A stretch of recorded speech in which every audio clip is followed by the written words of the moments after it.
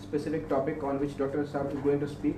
He is free if he wants to talk about any specific topic, and then apart from that, it's just going to be open Q&A.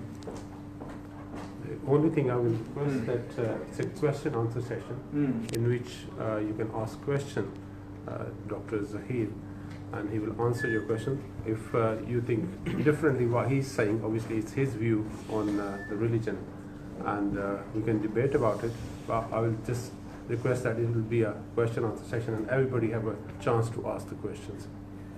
So Bismillah ar-Rahman ar-Rahim. If you allow me, I'll just as a prelude mention a few things in the beginning, maybe to set the tone.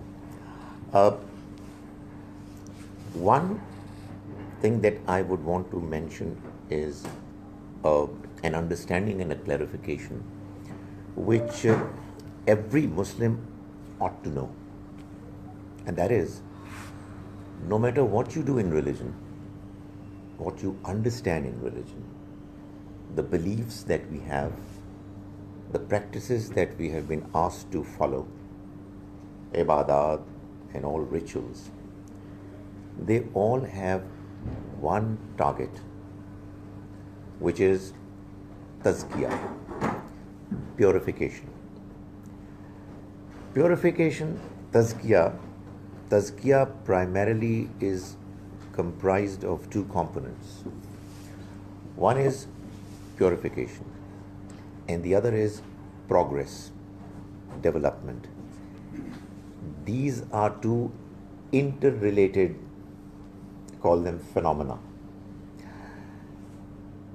God Almighty has created all humans with a tremendous potential to make progress, moral as well as spiritual. When I say moral progress, what I mean is our relationship with others, the way we conduct ourselves vis-a-vis others. All humans have been given this potential that they are born with. And likewise, we have come here with a potential to come close to God more and more, which is called spirituality. However, what has happened is that because this life was meant to be a test, we were set free and were made free, we were given liberty, freedom, and there was evil around us, which was attractive. So the life that we are leading is glamorous, is attractive. We know what is right from what is wrong. The difficulty, the challenge is that what is wrong is quite often attractive, and it draws you towards it, and you get gratification, immediate results in the form of excitement, etc. What is good is quite often challenging, demanding, demands sacrifice and focus, concentration. Religion helps us in overcoming evil, the threat that we are confronted with because of our inclination towards what is bad, what is evil. And when we are able to overcome that difficulty to a higher or lesser degree, we are able to realize our inner potential of progress, development in morality as well as in spirituality. No matter what we believe in religion, no matter what we practice in religion, the ultimate goal is tazkiyah. The more we understand religion properly, the more we practice it properly, we are purified from inside on the one hand, both morally and spiritually, and then we make progress. We make progress, why? Because That's how we have been designed. So the reason why we do not at times or on many occasions realize our hidden potential is that there are obstacles, challenges in the form of evil, our own ego, our desires. The moment that challenge is overcome, the inner potential is realized. It is as if, there is an engine of a vehicle which has a tremendous potential to move very fast, but there are brakes which are preventing it from realizing its potential. You remove the brakes and it would run in full speed. And this tazkiyah, the Quran declares, is the only condition of eligibility to enter the paradise. The Quran is absolutely clear. Number one, that the real success is the success of the next life. And number two, that success will only be achieved if we will have done our tazkiyah to the minimum level that the Almighty expects us to go through. That is point number one. Point number two that I want to mention before we start this session. The Almighty has had the policy of sending His messengers, prophets from time to time to basically give this message. This life is a trial, the next life is a real life, and in order for you to succeed in the next life, you've got to go through the process of understanding and following religion, which will enable you to achieve tazkiyah. The Almighty, in His supreme wisdom, and if you'll ask, I'll let you know my understanding why He did it, but He decided that ultimately Prophet Muhammad sallallahu alaihi wasallam will be the last prophet, the last messenger, and therefore after him no further prophets would come to give God's message to humanity directly. Therefore, this message that He brought was ensured to be preserved fully.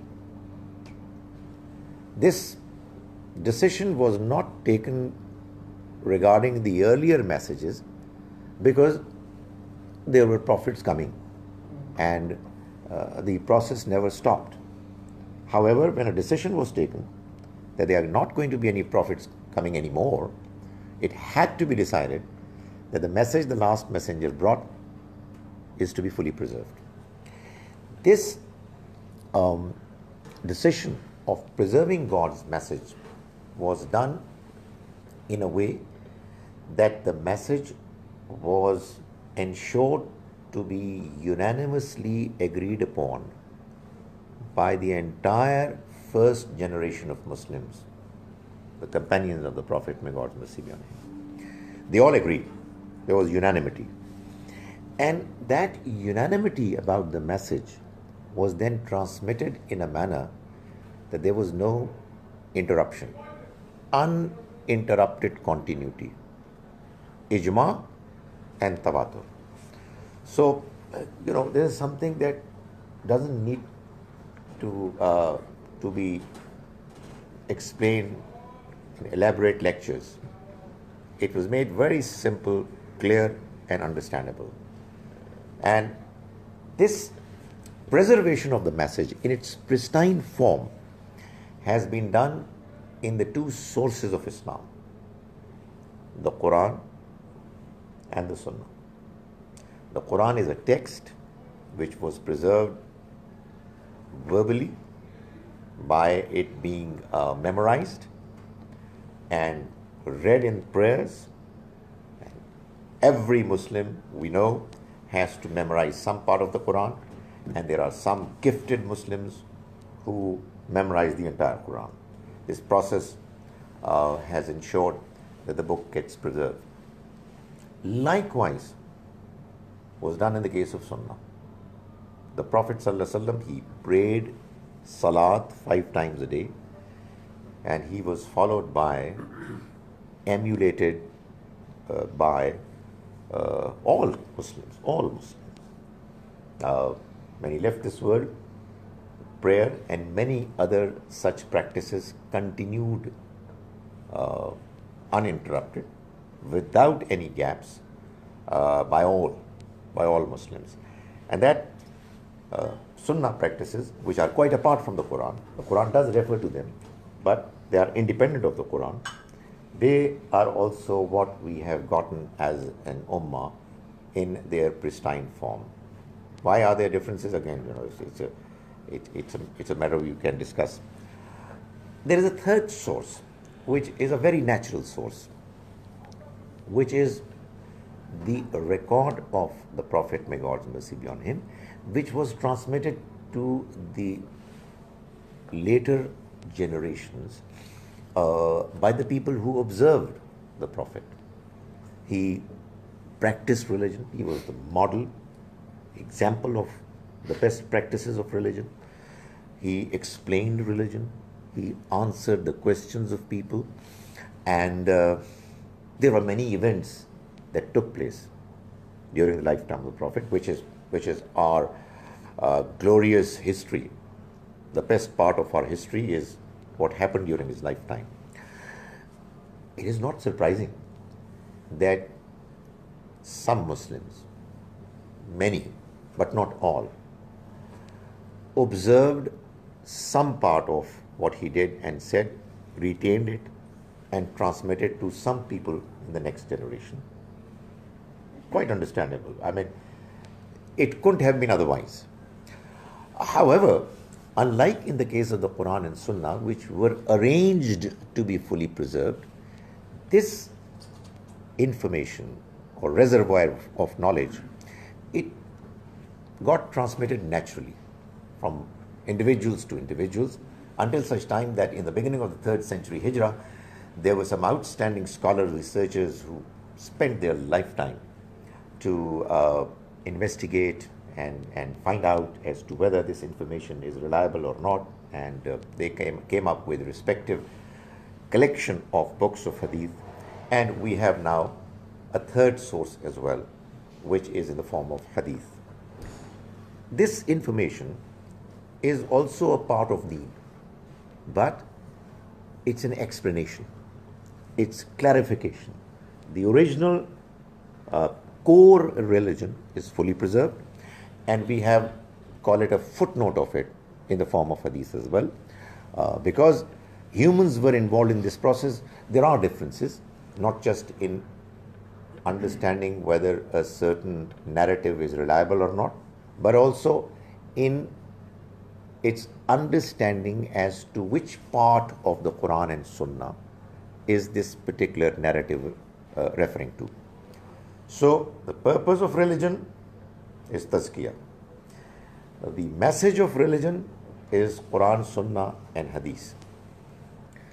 Lastly, briefly, this message is meant for the entire humankind. Humans have spread across the entire world. God Almighty, it seems to me, in His supreme wisdom, arranged for this message to get across to those who are not as yet Muslims by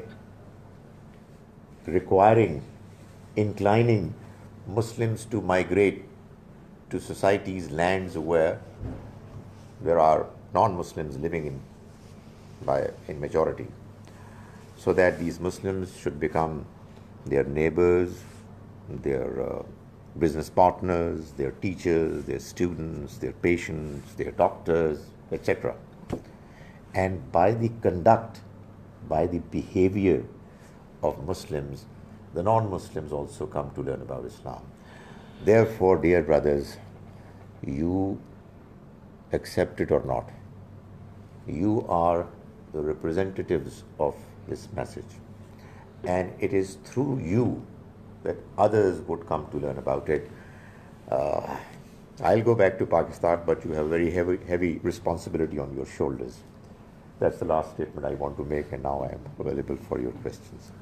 Thank you very much, sir. Jazakallah, sir. Question answers. So I'll open with the first question. So in your kind of initial statements, you talked about the essence of religion. So would you say there's a verse of Quran which kind of captures the essence of religion or deen? Is there a verse, for example, you would say that captures the idea that you were presenting at the beginning? You see, there are different verses. There is a verse which has been mentioned in the Quran 4 times, which does talk about it, but obviously the mention is in a way that it really needs to be explained. But I just refer to it if you've asked. It's, as I said, it's there in the Quran in 4 different passages, 4 different parts. But the one that I would refer to is Surah Jummah, Surah number 62, verse 2. هو الذي بعث في الأميين رسولا منهم يتلو عليهم آياته ويزكيهم ويعلمهم الكتاب والحكمة وإن كانوا من قبل لفي ضلال مبين. It is He, God, who sent His messenger with guidance and true religion. I'm translating a different verse.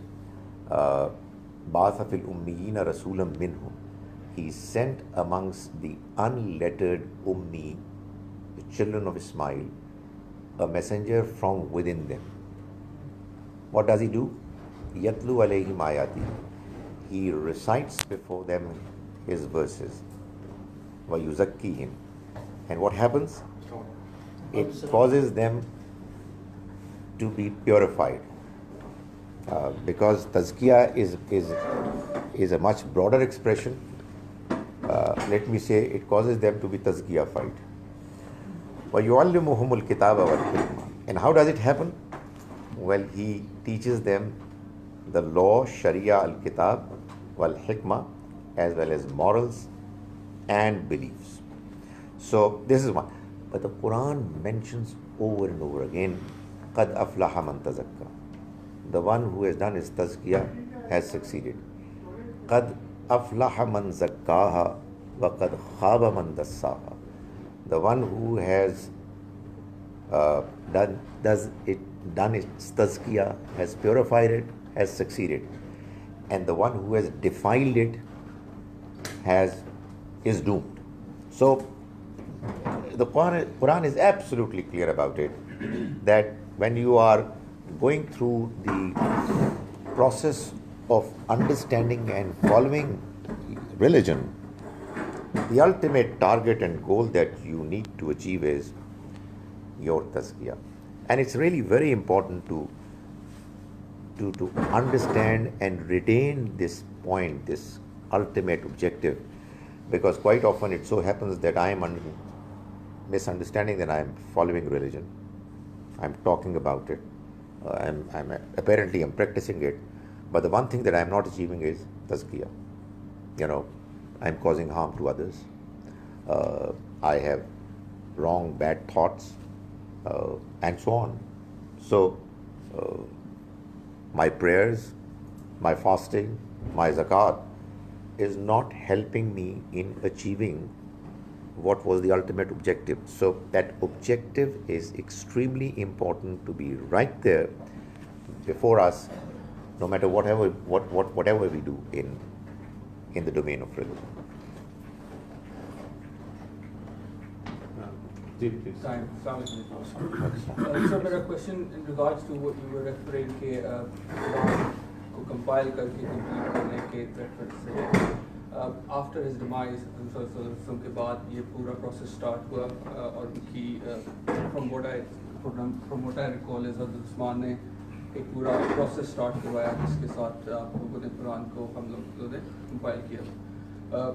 During this process, उस वक्त के बहुत ज़्यादा experts को I'm sure इकट्ठा किया, जिस तरह आपने कहा उनको किया होगा. The most surprising thing for me was कि almost mathematical formulas लगा के कुरान को absolute किया गया, जो कि that had nothing to do with Arabic at that time. This is how I see it. For example, ज़बर जो है, it would, अगर अलफ के ऊपर ज़बर आ जाएगी तो it would not sound like anything else. It was almost in relation to maths करके उन्होंने इस तरह किया.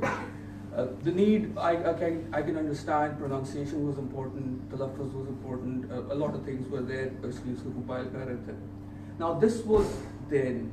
My question now is that transfer of information, अगर मेरे पास knowledge है, तो we have only so many ways.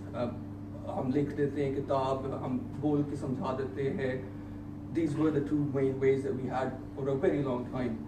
अब आपने notice किया है, for the last 200 or so years, humanity itself is changing.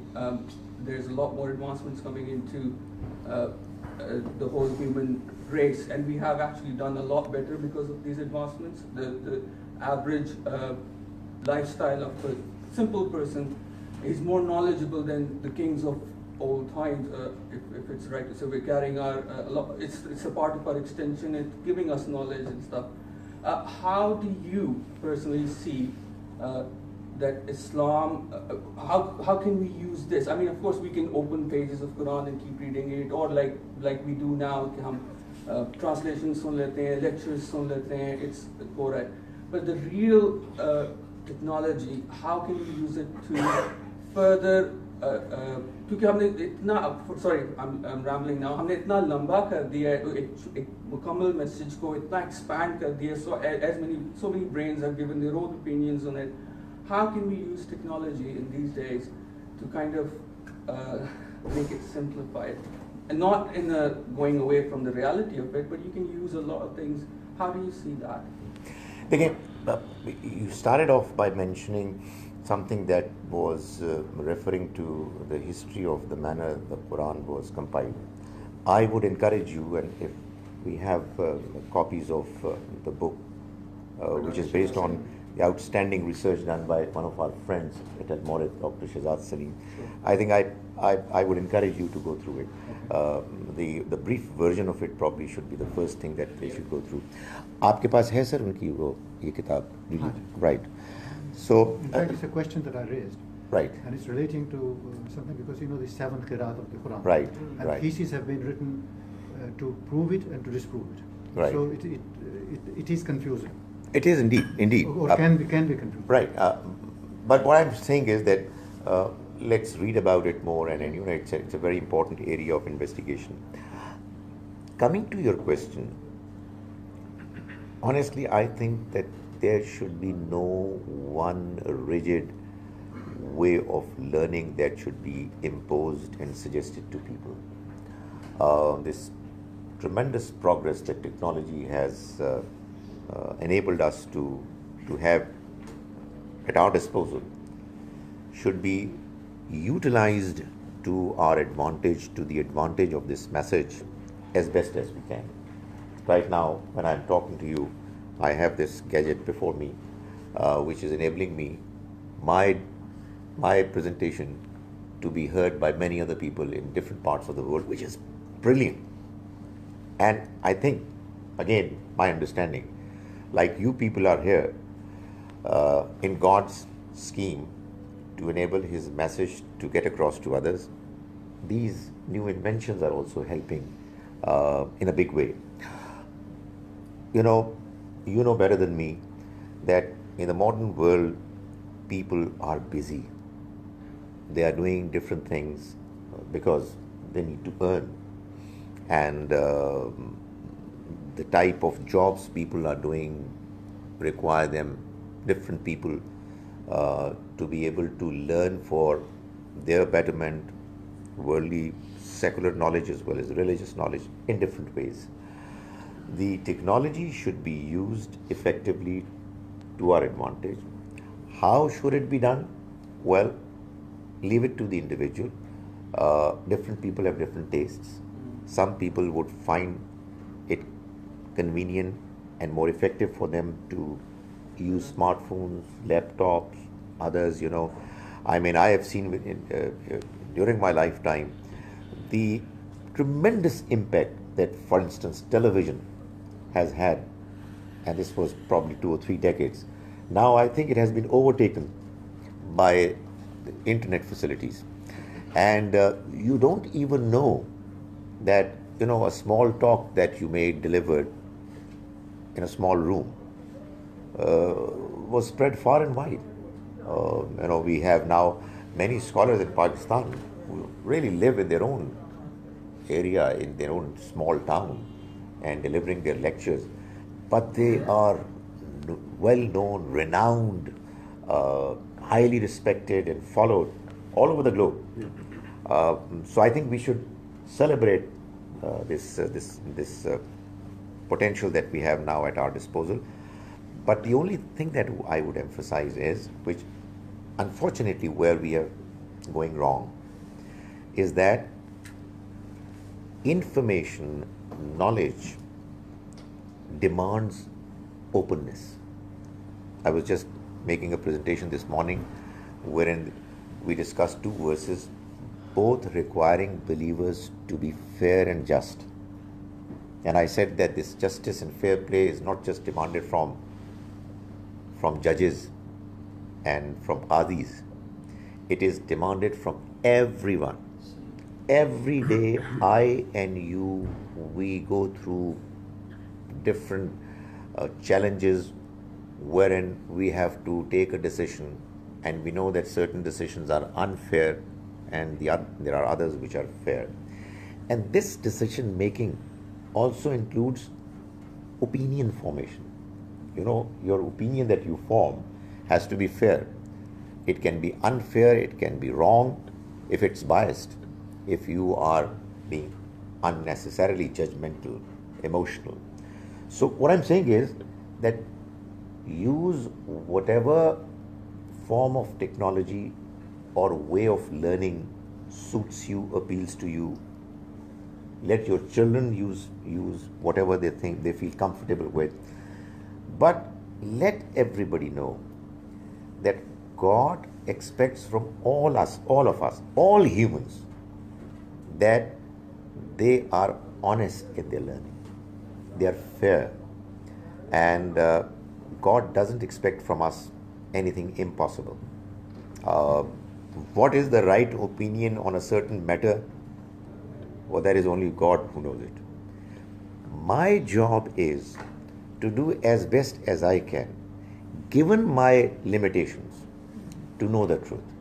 And for God's sake, please understand the reality that while I am going to do it honestly, and you are also going to do it honestly, your views can be different from mine.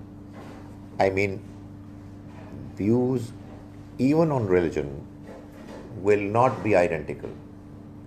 It was only possible when the Prophet, Allah's mercy be on him, was there. One would have a difference of opinion, one would go to him and he would say that this is what the right understanding is, and we would say, fine, done, surrender. Now we have issues, problems, which we try to understand in the light of God's religion, Quran, Sunnah, Hadith. We have scholars who give different opinions. Try as best as you can to form the right opinion, but whatever opinion you form, keep your mind open.